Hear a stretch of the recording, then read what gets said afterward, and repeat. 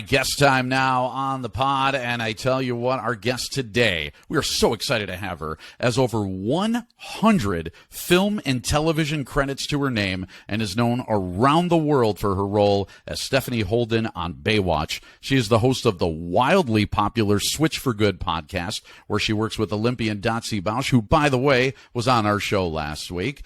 Our guest today is also a health coach, an ACLU Activist of the Year, and has literally been arrested dozens of times fighting for animal rights and against nuclear weapons. She is as famous as she is fierce.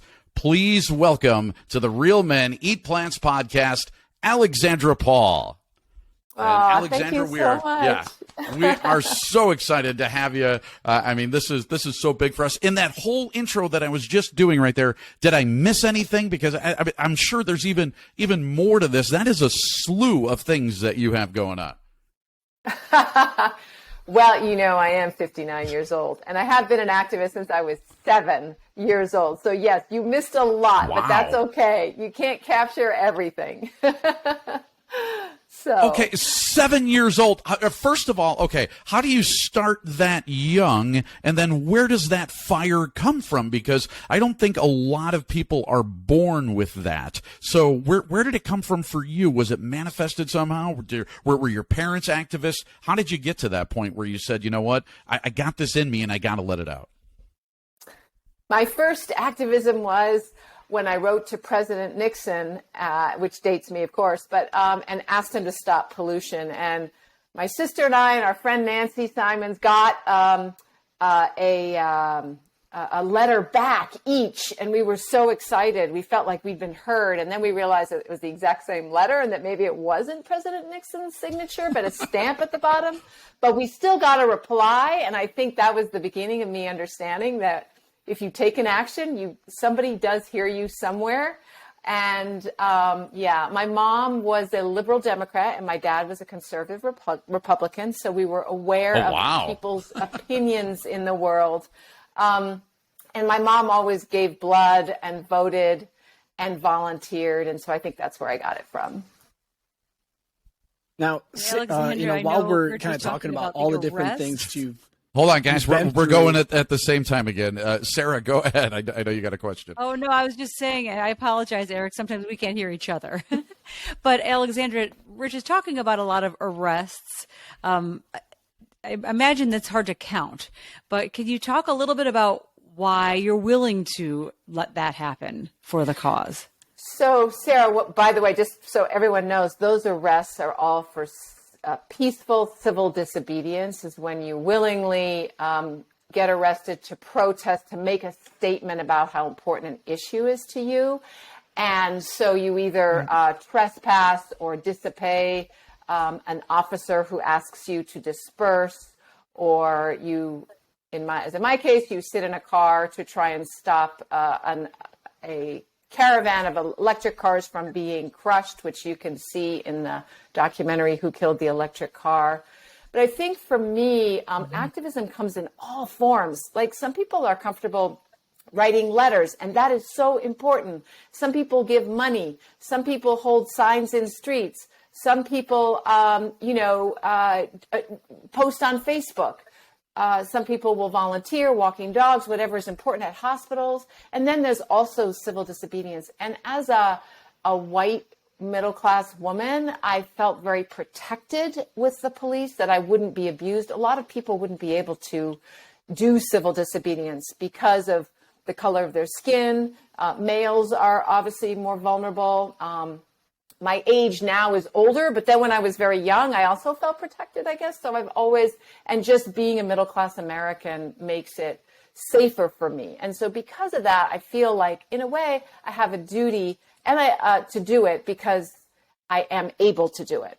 That's not to say that everybody who is a white middle-class woman should do it, because I also don't have kids at home that need to be home. Need me to be there every night. My husband will take care of the cats if they need to be taken care of. And And in my career as an actress, being arrested for civil disobedience is nothing compared to the arrests of most actors and musicians and things like that out there. So it doesn't affect my ability to earn money. So there are many reasons why I feel like I can engage in that kind of activism. And it's not better or worse than any other kind. Yeah, that's certainly along the lines of, using your privilege, if you will, and your circumstances to do good work in the world. Now, we're going to get into more of the acting conversation, I think, in a minute. But do you ever think that maybe this is a path like civil rights, animal rights activism would be something that you would do for a career if you never got into modeling and acting? When I was applying to colleges, I always, they asked what your major was, and I wanted to be environmental science because I wanted to be involved somehow in the environment and helping nature. So I would have gotten into a career, yes, of doing something that helped. I don't know if I would have gotten involved in a nonprofit. It's hard to make a nonprofit your career and still retain a fire because you have to do it day in and day out. And I'm fortunate that I can move from different worlds, like the world of acting, which is, superficial in a lot of ways and can be very ego stroking, to a world that's much tougher, which is, being in jail for a few days.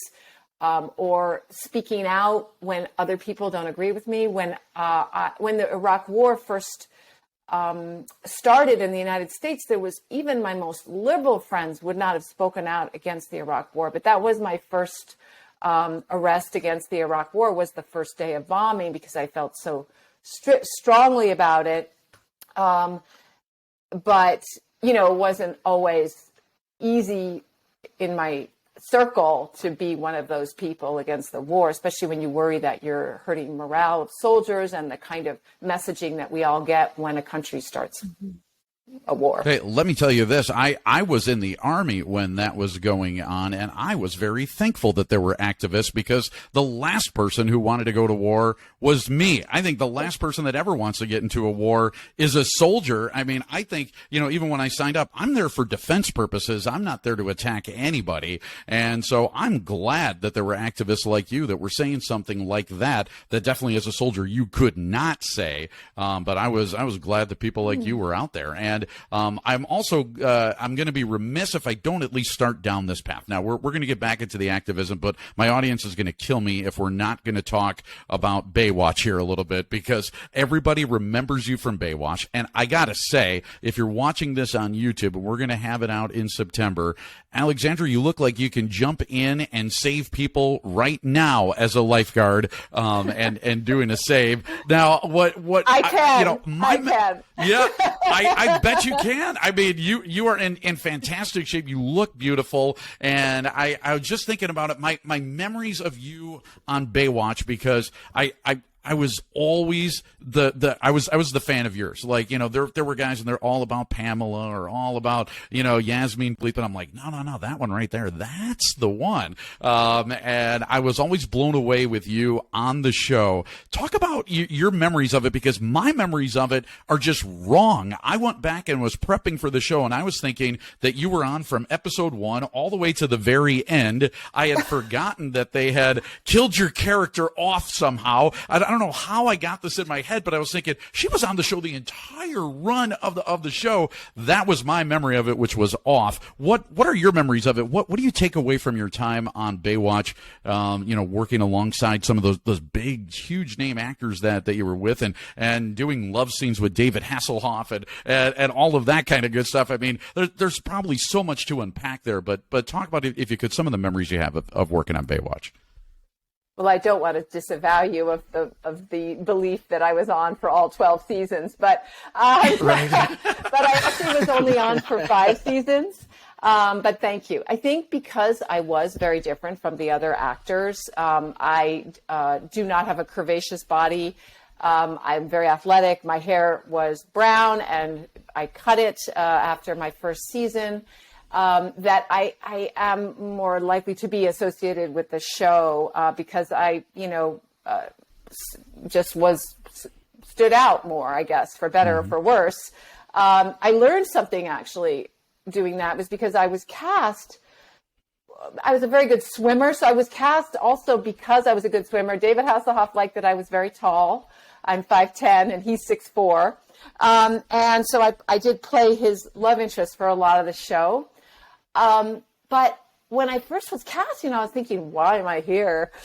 And then I realized that I shouldn't try and be like the other beautiful blondes who were so sexy and gorgeous, because I couldn't do that. I mean, even if you gave me breast implants and dyed my hair blonde and added extensions, it's just not my personality to be able to exude that kind of sexiness. I grew up in New England, and we just I wasn't taught how to do that. Was reserved. Sexuality was really reserved for my boyfriends.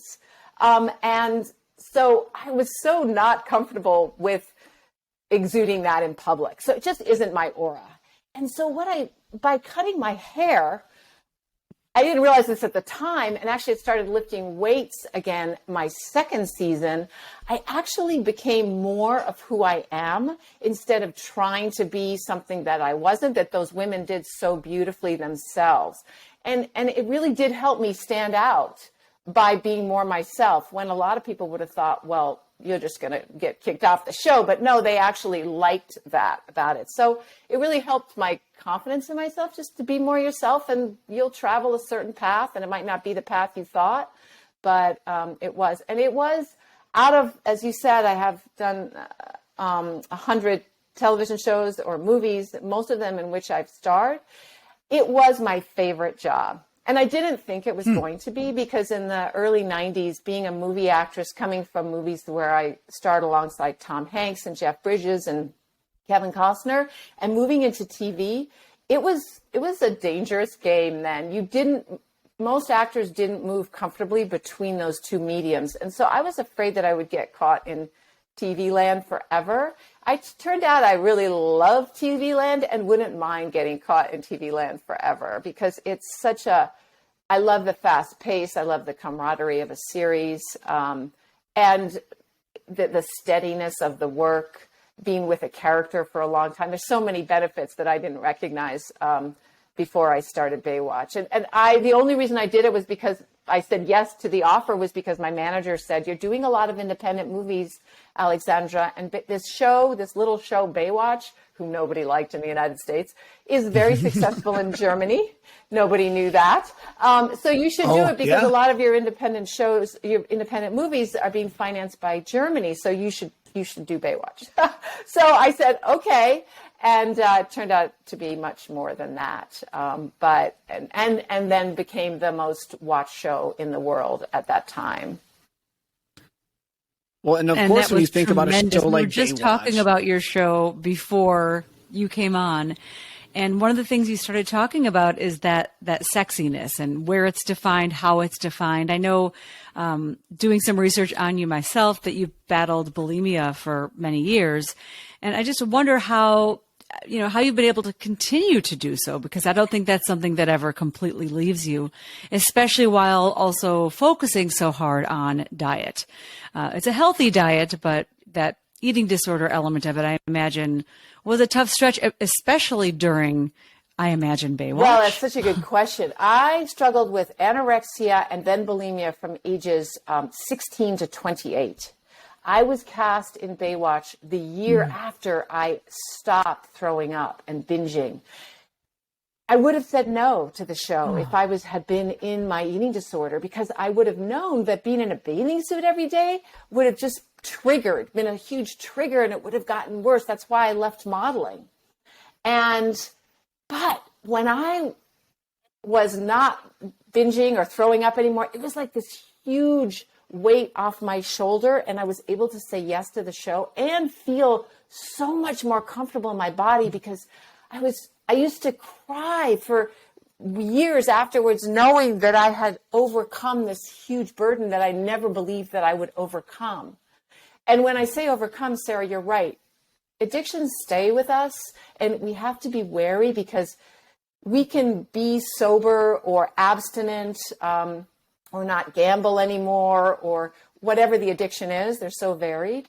But we can get back there in a second if we're not vigilant. I always feel that, which is why I was in a 12-step program, Overeaters Anonymous, and I called my sponsor every day for 10 years, well after I felt like I was thoroughly abstinent.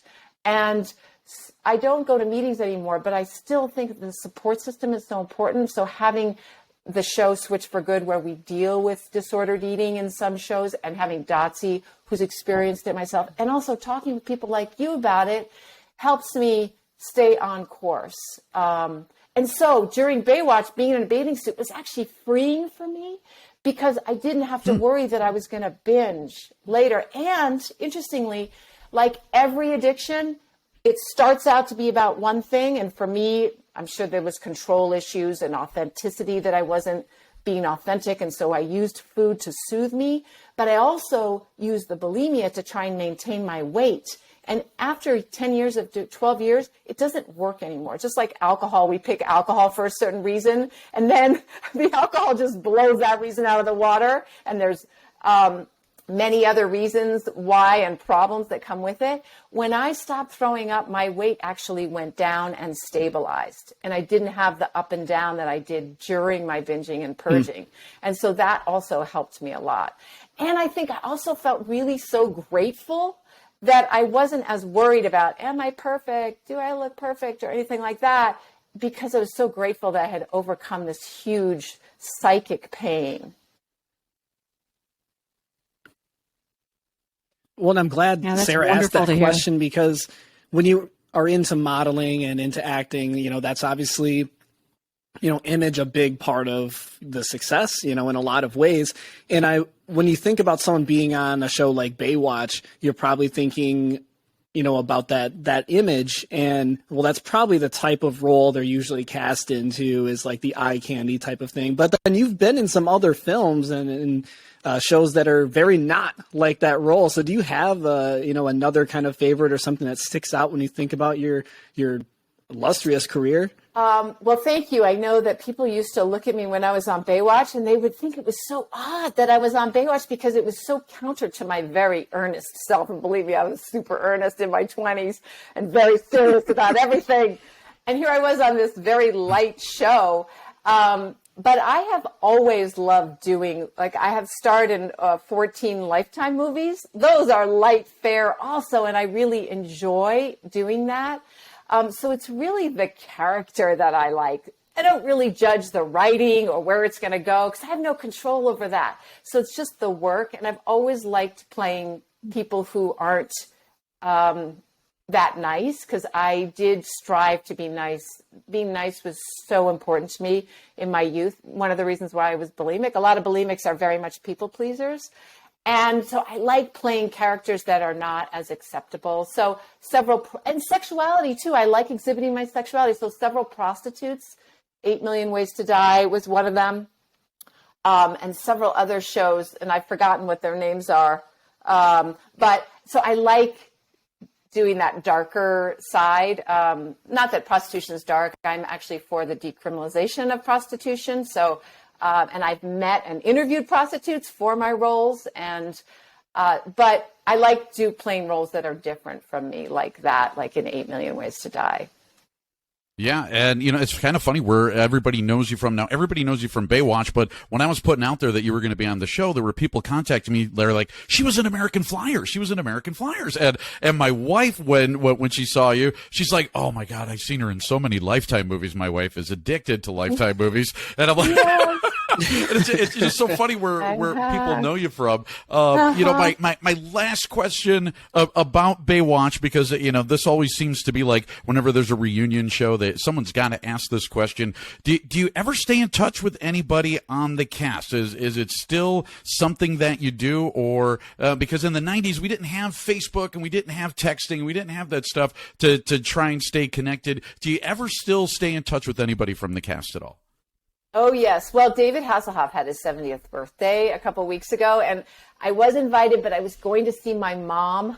And so I had to say no because I was worried about COVID. There's been a real spike here in Los Angeles, but it was really nice to have several texts with him afterwards. And Jason Simmons, who played the Australian Logan on the show, is one of my closest friends from the show. And David Chokichi, who played Cody on the show. So we get together a bunch of times, each year, and stay in touch. And I've been in touch with Yasmine and Jeremy Jackson, whom I adore. He's gone through a lot. He played Obi, David's son.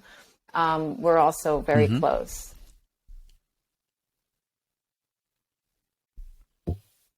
And now you're talking about all these people you keep in touch with. Also, before we had you on, we were talking about being judged for how we eat. So I'm turning the conversation now to the plant-based diet.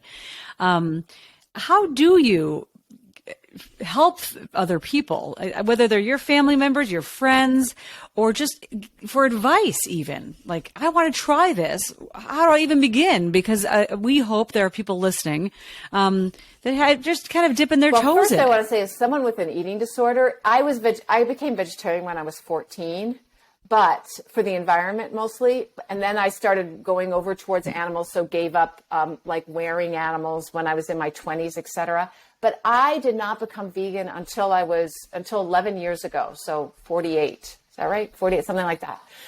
And it took me 33 years. It's one of my biggest regrets. And I had this story in my head that if I became a vegan, it was going to be restrictive and I might go back to my eating disorder. Not true. The opposite happened. I actually, because my diet was aligned with my values, I felt even more comfortable with food. So, and as a lot of vegans will say, it actually opens up your menu, because instead of just having, one of the 4 meats that Americans eat on their plate, we have, so many varieties of vegetables and nuts and seeds and beans. And of course, plant milk, there's like 12 different kinds, but there's only cow's milk and maybe goat's milk in the supermarket. So we have to remember it's not restrictive. So I try and get that, because people are afraid of what they're not going to be getting, but actually they're going to be getting more options once they take away just the meat and dairy. The second thing I do is I used to hand out pamphlets for organizations. I think it was called Compassionate Vegans or something like that, on college campuses. And a lot of people would tell me, oh, but I can't give up cheese. And I would just say, okay, don't give up cheese. Give up everything else that doesn't really matter to you, because an animal died for you. And if you just go, oh, I think I'll have 2 bites and leave it, that is so disrespectful. So give up what's easy. And then I'm confident that after they've given up certain things, they'll start to their heart will change, like my heart changed. And they will have the courage to try giving up cheese. But if they really love something, I say, keep that. And, having 8 billion people be sort of vegan is better than having, 100,000 be perfectly vegan. Absolutely.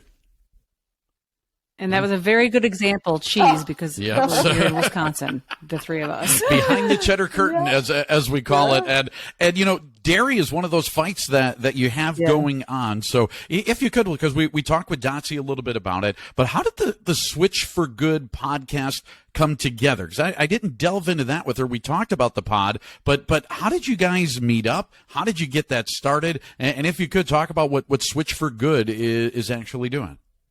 So Switch for Good is Dotsie's organization. And I came to her because we were on a panel together, and I was looking to do a podcast, but I'm a team player, like you guys look like you are too. And I wanted to have a partner, and I hadn't found someone who had the same drive as I. When I was on this panel, I met Dotsie just for what, the half hour that we were together, I was like, that's the woman I want to be partnered with. We shared a lot of the same passion and our history of eating disorders too. And so I just called her and said, would you like to do a podcast together? I'm not really sure what I want to do about, but I wanted to help people feel better about themselves and be healthier. And so we talked about veganism and disordered eating. And so we do have shows about disordered eating, and we're very honest about it. And so many Americans have that. But most of our shows focus on helping people get excited about a plant-based diet. And we decided to put it under the banner of her new nonprofit, Switch for Good, because it would help Switch for Good. And then the branding would just be easier. And I was like, sure, it doesn't have to be the Alexandra Paul and Dotsie show. Not at all. I'm happy to put it under Switch for Good. And so that's how it started. I just called her and asked her out for a date. What about you guys? Did you start that way? We have long broadcasting careers. I was mostly in radio. I met Eric through radio, and then we did TV together. Sarah's been in TV like forever. She's the one like real professional out of the three of us. You know that. This is true. Yeah. And I think we just enjoy each other, and we're all on our paths for whatever plant based that we're on. And I'm full on vegan, and Sarah's a vegetarian, and Eric is dipping his toe in, and we wanted people too that have different points of views, that are at different spots, so that we could talk about that rather than just being, oh, we're all vegan and we're going to bash you over the head with vegan. It's like, no, we're all on different journeys and at different points of that journey, and we want to share all of those experiences with you. And so what's next for you now? Where are we going to see you next? What is next with your activism? What are you up to these days, Alexandra, if you could let everyone know, besides the podcast and getting arrested every other week? Well, I'm also a health coach, as you know, so I have a health coaching business, and I help all people, not just people. It's not about veganism.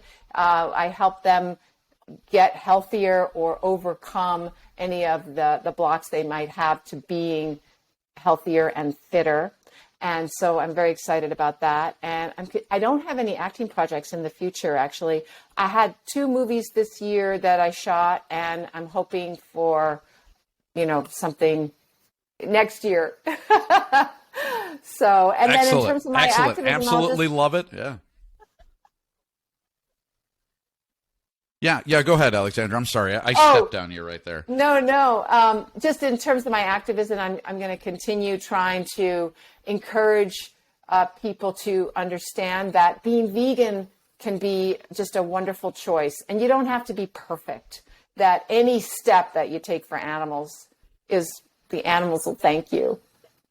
Absolutely. And we thank you so much for being here. You can check her out at switchforgood.com. Again, that's switch, 4good.org actually is that one, right? And then we have alexandrapaul.com. And so you can check out everything there as well. Check out their podcast. Absolutely wonderful. I've been listening to it lately, and now I am stuck on it. I absolutely love it, and became a subscriber and can't stop listening to it. I think you ladies do an awesome job. We are just so blown away by how fierce both you and Dotsie are, and it is just amazing. So hopefully you will keep up the good fight, and we'll try to keep up the good fight on our end. And I got to tell you, it has been an absolute pleasure having you on. So Stephanie Holden from Baywatch, Alexandra Paul, there she is.